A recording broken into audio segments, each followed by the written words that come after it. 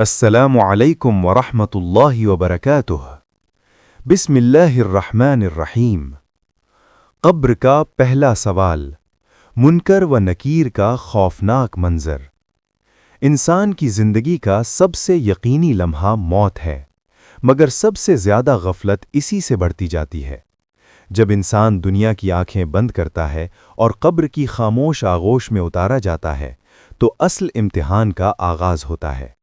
یہ وہ لمحہ ہے جسے قبر کا پہلا سوال کہا جاتا ہے۔ روایت میں آتا ہے کہ جب میت کو قبر میں رکھا جاتا ہے اور لوگ چند قدم چل کر واپس لوٹتے ہیں تو وہ مردہ ان کے قدموں کی آواز تک سنتا ہے۔ قبر کی تاریکی، تنہائی اور سناٹا دل دہلا دینے والا ہوتا ہے۔ اسی وقت دو ہیبت ناک فرشتے ظاہر ہوتے ہیں جنہیں منکر اور نکیر کہا جاتا ہے۔ ان کی آواز گرجدار ہوتی ہے اور شکلیں انسان کے لیے خوف کا سبب بن جاتی ہیں۔ سب سے پہلا سوال گونجتا ہے، تیرا رب کون ہے؟ اگر انسان دنیا میں سچے دل سے ایمان لایا ہو، اللہ کی عبادت کی ہو، تو اللہ اس کے دل کو ثابت قدم رکھتا ہے اور وہ جواب دیتا ہے، میرا رب اللہ ہے۔ پھر دوسرا سوال ہوتا ہے، تیرا دین کیا ہے؟ مومن کہتا ہے، میرا دین اسلام ہے۔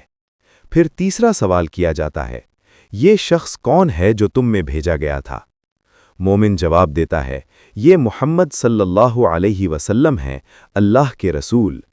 یہ جواب سنتے ہی قبر میں روشنی پھیل جاتی ہے، جنت کی ایک کھڑکی کھول دی جاتی ہے اور فرشتے کہتے ہیں، سو جاؤ، دلہن کی نیند قیامت کے دن تک۔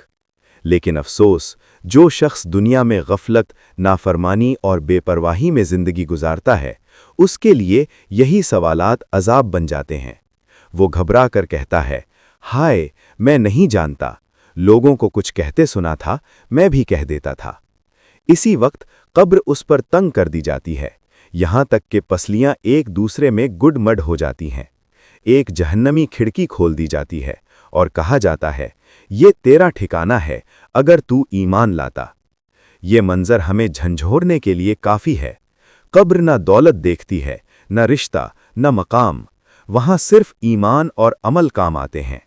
وہ نماز جسے ہم ٹالتے ہیں، وہ قرآن جسے ہم وقت نہ ہونے کا بہانہ بنا کر بند رکھتے ہیں، وہی اس دن ہماری ڈھال بن سکتے ہیں۔